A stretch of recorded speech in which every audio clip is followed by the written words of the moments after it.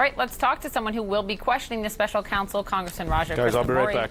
Is with me now. He's a Democrat from Illinois. So thank you very much for joining us. Obviously, you sit on the Oversight and the Intel Committee. So busy week for you. It is. Good morning, Poppy. Good morning. So you have said that you expect a Super Bowl-sized audience to watch these hearings. See, that would be a lot. But the chairman of the Judiciary Committee, Jerry Nadler, said over the weekend there's, quote, very substantial evidence that the president is guilty of high crimes and misdemeanors, obviously a bar there for impeachment. You have been in the Pelosi camp of holding off on beginning impeachment proceedings. Do you agree with those words from Jerry Nadler?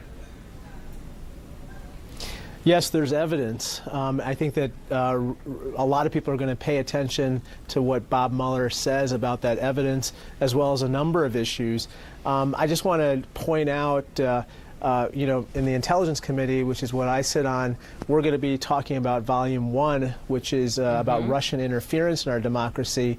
And it's startling what actually happened. It's not trivial what occurred in 2016. The Trump campaign, through its foreign policy advisor, knew what was about to happen in terms of Russian interference. They welcomed it. They exploited the product of that interference.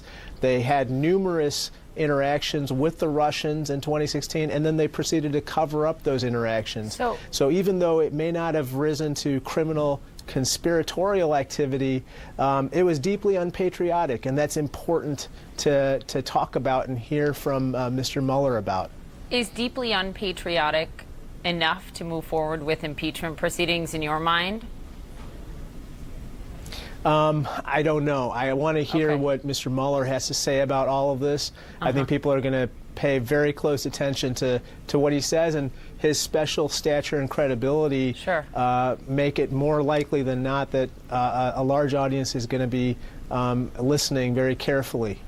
Okay, so given that question for you, whether or not this rises to the level of impeachment, I wonder what you think about the sentiment of the American people. There's new polling out from earlier this month, NBC, Wall Street Journal, and here's what it shows us, that the vast majority of Americans do not believe that at this point Congress should move forward with impeachment proceedings. Let's pull it up. It's only 21%, and it's actually seen a decline. It has dropped. Those numbers pushing for impeachment among Americans has dropped from June to July.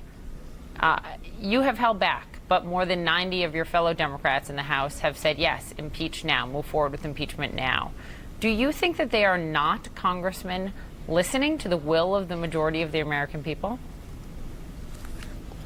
No, I think that people are trying to digest the report and do what they believe is right and what their constituents would want them to do.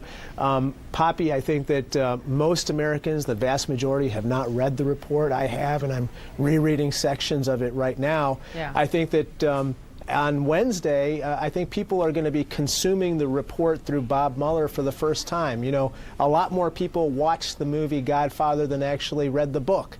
And I think in this particular instance, a lot more people are going to be knowledgeable about the report after the hearing than were before. That's probably true that they'll be more knowledgeable, right? Because it'll be a little bit more digestible than reading 448 pages, which I'm glad you read it, and I'm glad you're rereading sections, because not all members of Congress have read it. But if those numbers that I just showed you, Congressman, don't significantly increase post-Mueller, 2-3 weeks out, right, from Wednesday, then what would your advice be to your Democratic colleagues in the House in terms of whether to move forward with impeachment? Meaning, if they don't move and a majority of the American public is not behind impeachment, should Democrats still begin impeachment hearings? Well, I think that we have to continue with the investigations. But, sir, just a yes or no on that. I mean, that's direct. I guess I'm trying to get at the heart of it. Should Democrats move forward with impeachment if you don't have a majority of the American public behind you?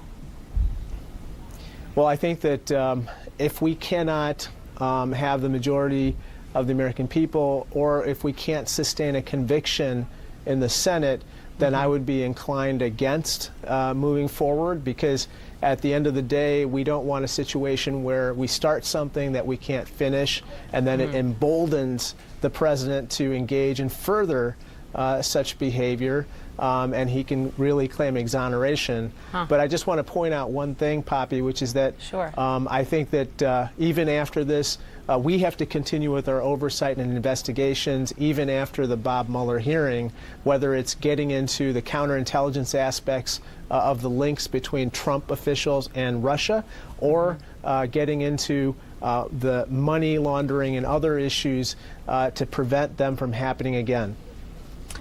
Finally, on this issue, the Washington Post is reporting that again, Judiciary Chair Jerry Nadler has privately supported impeachment against the president. That would be big if that's true, because he has been very reluctant to do so, as has Nancy Pelosi. Is that the private sentiment that you've heard as well? You mean with regard to Mr. Nadler? That's right. I don't know. I honestly haven't had that conversation with Chairman Nadler. Okay, obviously you're not on Judiciary, you're on Intel, but I was wondering if you had heard any of what the Post is reporting on that. Thanks again for your time on such a busy week for you and your colleagues. I appreciate it. Thank you so much, Poppy.